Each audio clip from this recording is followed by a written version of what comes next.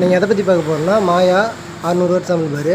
இது என்ன கம்ப்ளைண்ட் சொல்லி கொண்டு வந்தாங்கன்னு பார்த்தீங்கன்னா, ஃபியூஸ் போட்டாலும் ஃபியூஸ் நிற்கல, ஃபியூஸ் போகுது, ஆம்பிள் பார் ட்ரிப் போகுதுன்னு சொல்லி கொண்டு வந்தாங்க.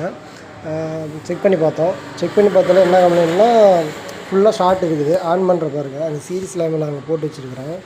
இங்கே சுவிட்ச் ஆன் பண்ணுற பாருங்கள், ஆன் பண்ணிட்டேன். அங்கே பாருங்கள் லேம்ப் எரியுது.